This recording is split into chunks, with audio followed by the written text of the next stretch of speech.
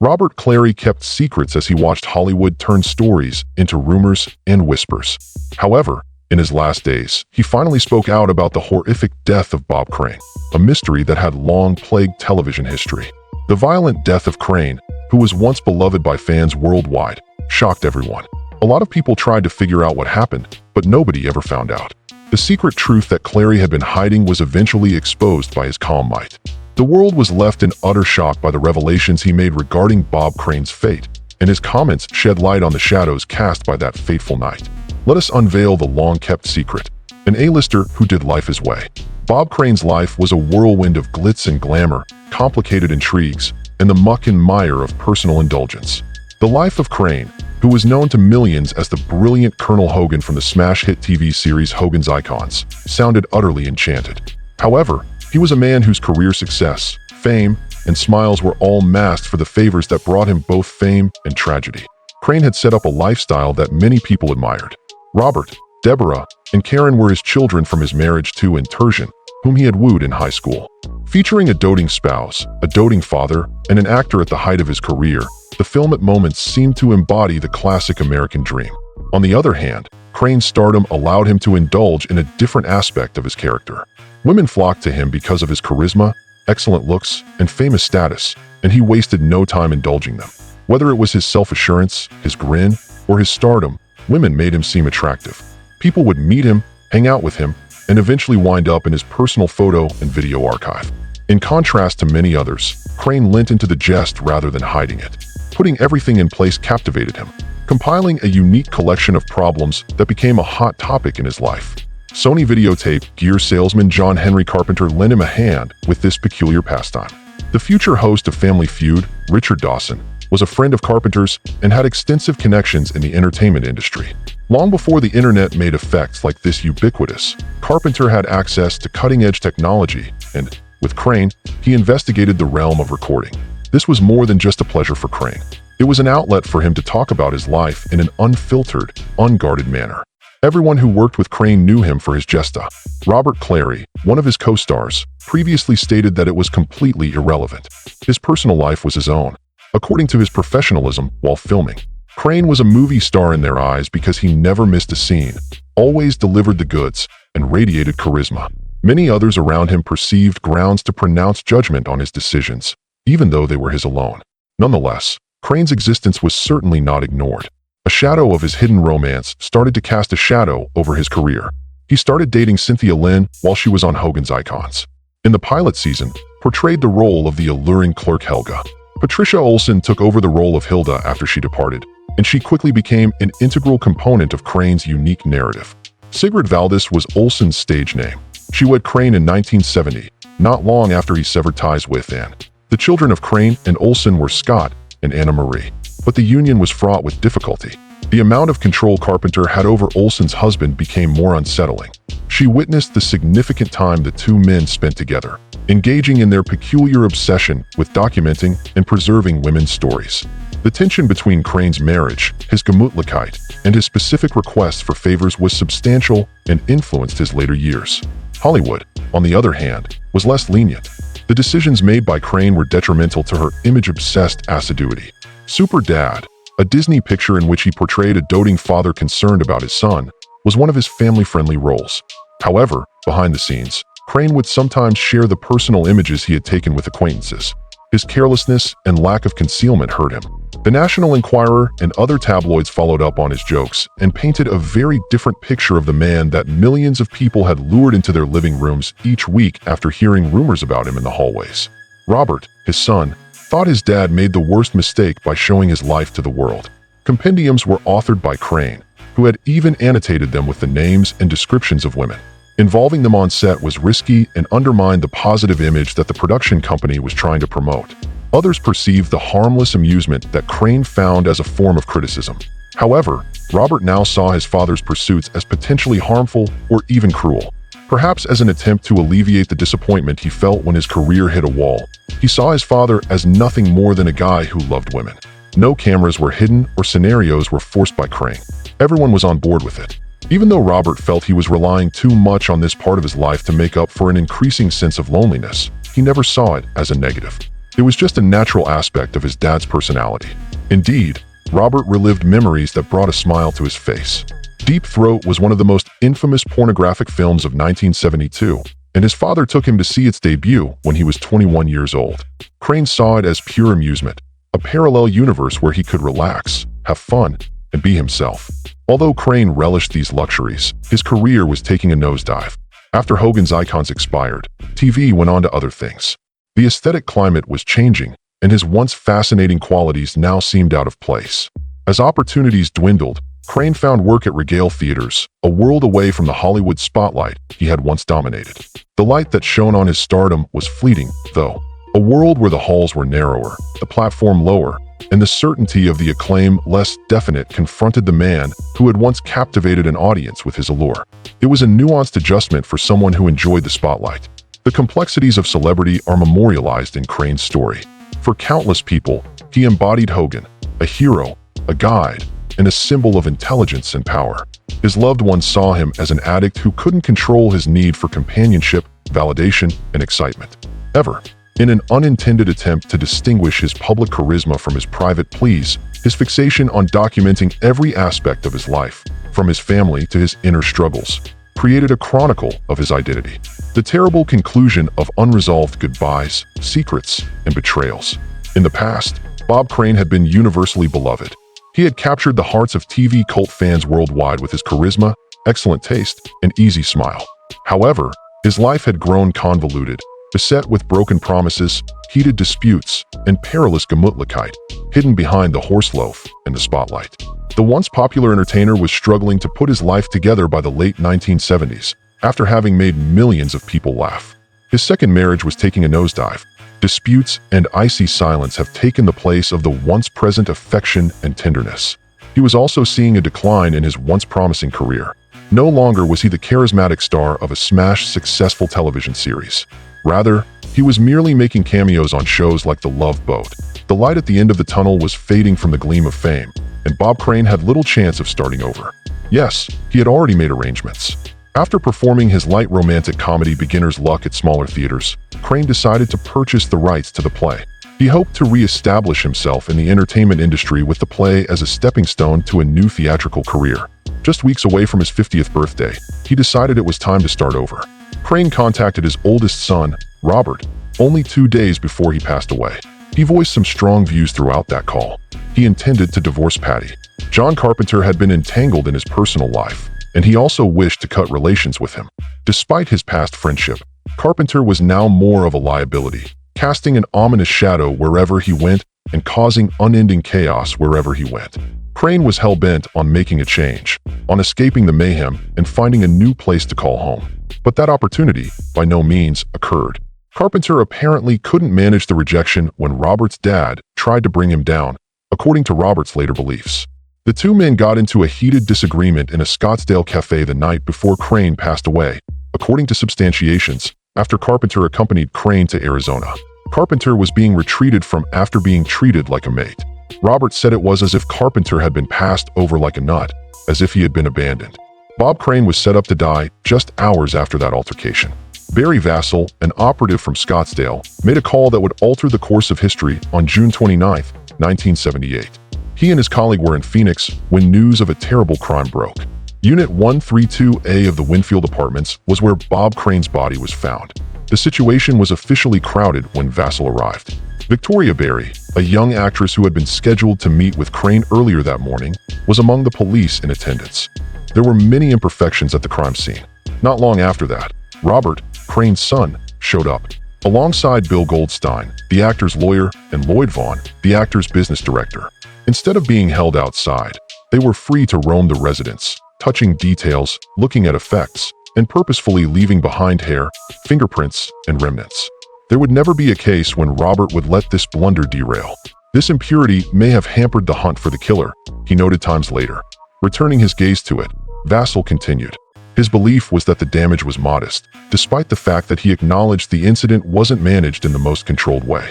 Nothing, in his view, could have been more pure or less diverse than what had transpired. Police still had few resources in 1978. At that time, DNA testing was not accessible. blood kinds, and specific evidence had to be calculated by the investigators. John Carpenter was once again the center of attention. Nobody had broken into Crane's flat. It seemed like the murderer was someone Crane was familiar with. The set included blood-splattered surfaces such as doors, curtains, and even Carpenter's rental car. It was unusual that the vehicle's blood type matched Crane's, Type B. Nobody who has dealt with that vehicle took part in it. It appeared to the investigators that Carpenter had retained evidence of Crane's dying moments, but it was insufficient. Legal proceedings would have to halt if the capital punishment arsenal was unavailable. As it sat in quiet for hours, the case grew chilly. Additionally, new light flickered 12 times later. Jim Raines, an operator from Scottsdale, rethought the traditional proof and unearthed a stunning commodity, a long-lost photograph from a crime scene. A tiny piece of brain towel was visible in the photo, found inside Carpenter's vehicle. Even the towel sample had faded by that point. However, the picture seemed genuine. John Carpenter was ultimately charged with Crane's death in 1992 after a court deemed it lawful. However, the trial was anything but straightforward. Even though DNA testing has come a long way, it still couldn't determine anything from the older blood samples. Evidence presented by substantiation placed doubt on the accusations of anger and betrayal, suggesting that Crane and Carpenter had engaged in a cordial regale the evening before to the bribe. Execution's arguments were dismantled by Carpenter's legal team. He denied Enterprise's claim that the weapon was a missing tripod, saying there was no evidence to support that claim. As a guard, Crane's unique life was also utilized by the defenders. They contended that he could have been targeted by anyone, an enraged spouse, a jealous woman, or anyone else.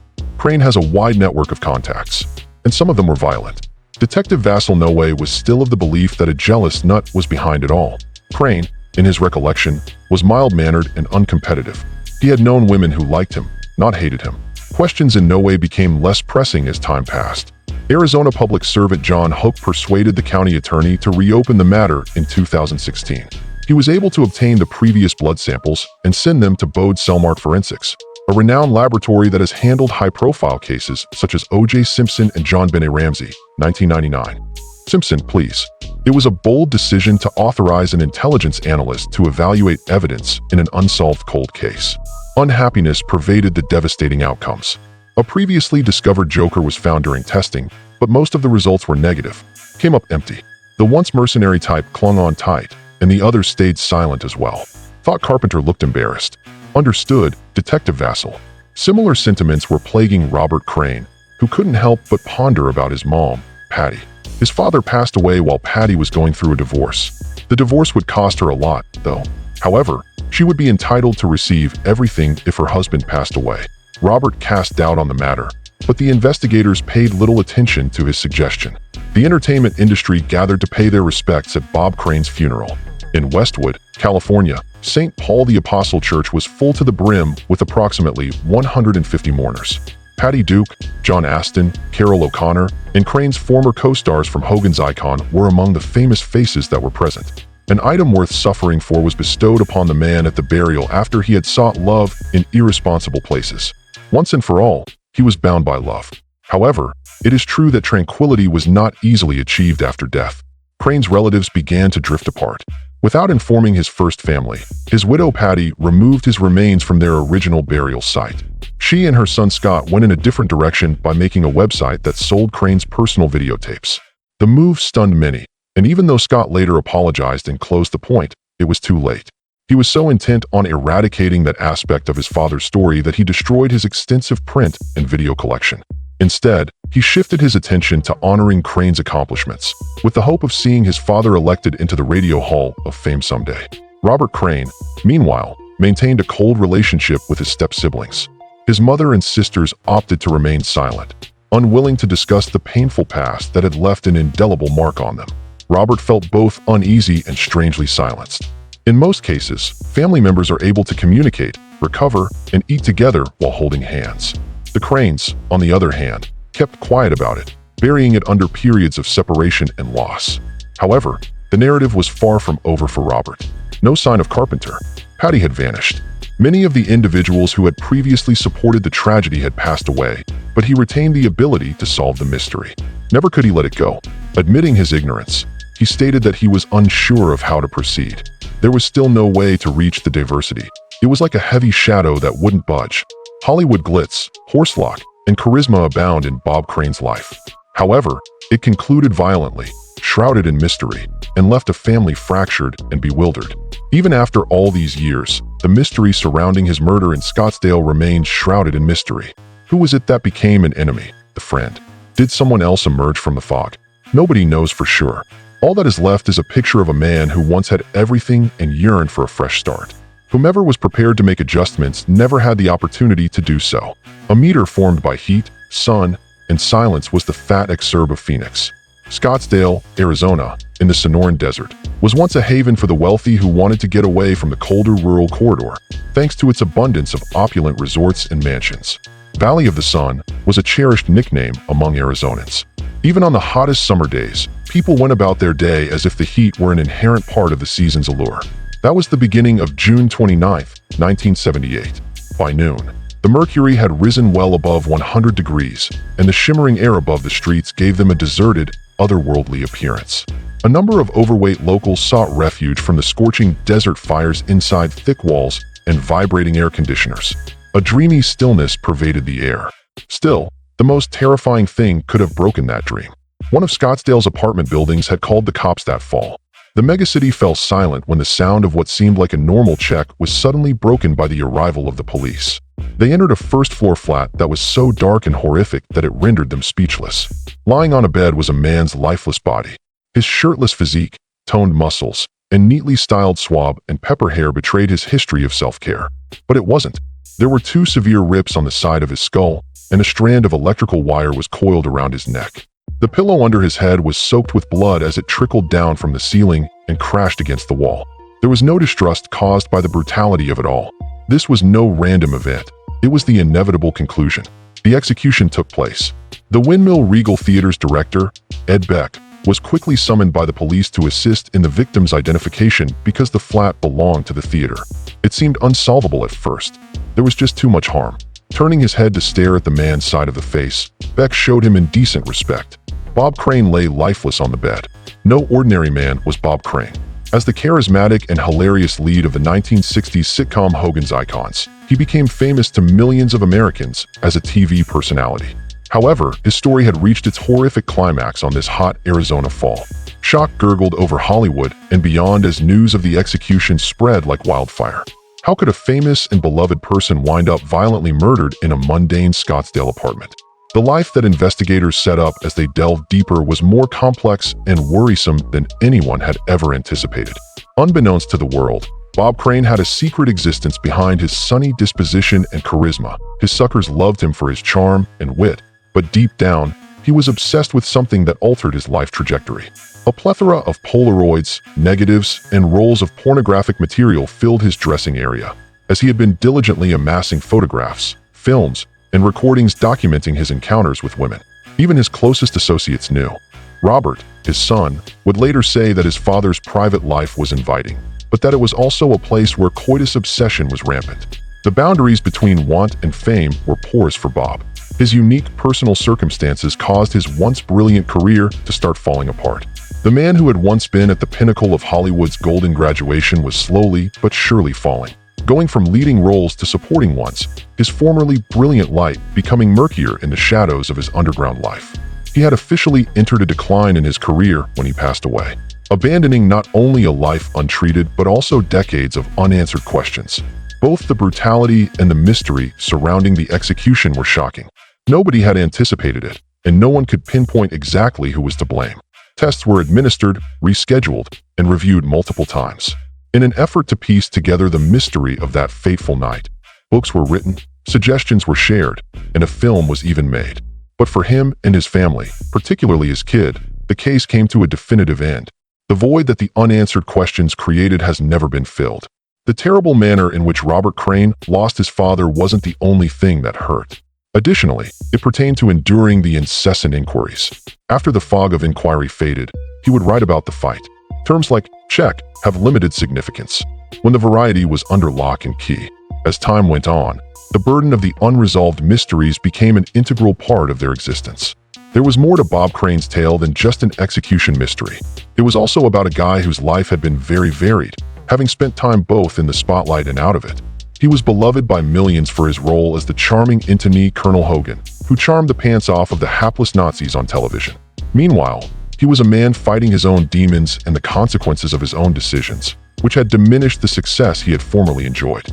No one could have foreseen the trajectory of Hogan's life in 1965, when his idols initially expressed themselves. There was nothing else on television like the show. It had the audacity to mix comedic elements with a combat backdrop no less than 20 times after World War II ended. An unbelievable product to most, yet it was adored by the cult. A 6-season smash hit, the show catapulted Bob Crane to stardom with its tale of cunning, outsmarting, and naive German officers. It had not been an easy journey to stardom for him. Crane, who was born in Connecticut, got his start in radio. He was a famous Los Angeles host who interviewed A-listers like Marilyn Monroe and Bob Hope. He was quickly appearing on television when directors noticed his charisma and wit. His advance partner Hogan got his start with guest spots on shows like Donna Reed's and Dick Van Dyke's. He seemed to have had it everything for a while: a talent, celebrity, and the national love of a cult. The show's cancellation and subsequent career hiatus, however, allowed the shadowy passageway of his private life to expand. He had lost touch with the positive persona that had brought in millions of fans because it was at odds with his current situation. Away from the glitz and glamour of Hollywood, he began performing in Scottsdale's Windmill Regale Theater in the late 1970s.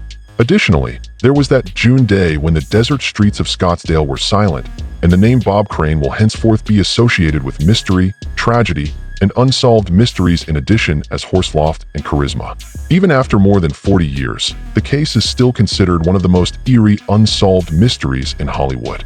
Nobody has ever been able to get a definitive answer from a trial, disquisition, book, or movie.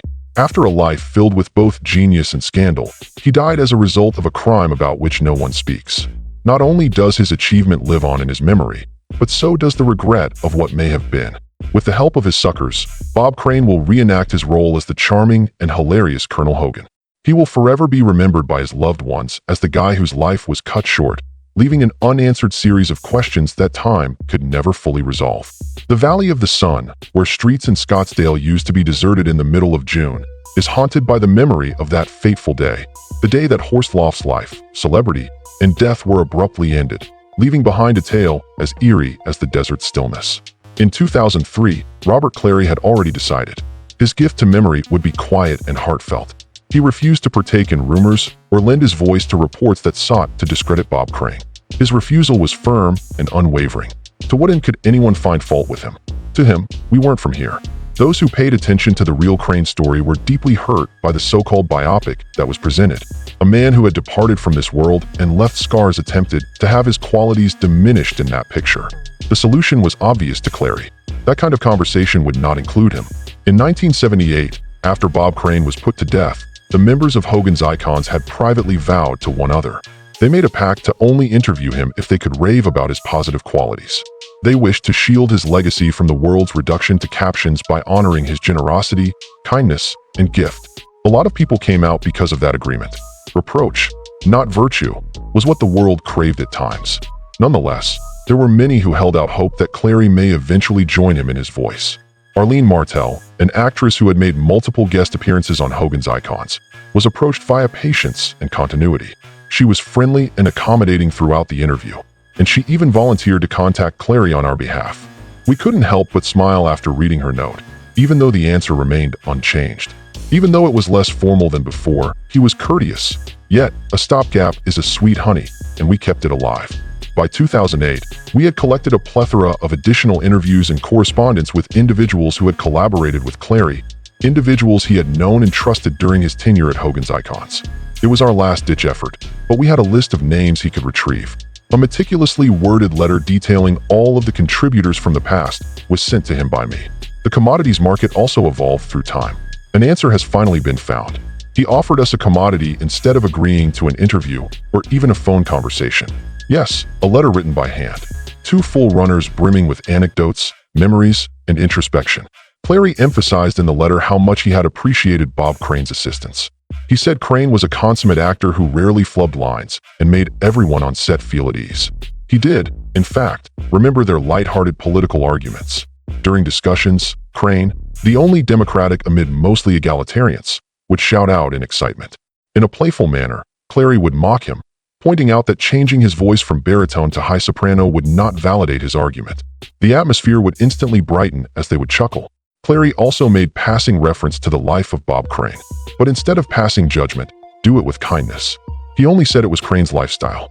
His last remarks, "Who am I to be hypercritical?" were very telling. It's possible that the gander will suffer because of what benefits the goose. Also, does it really matter?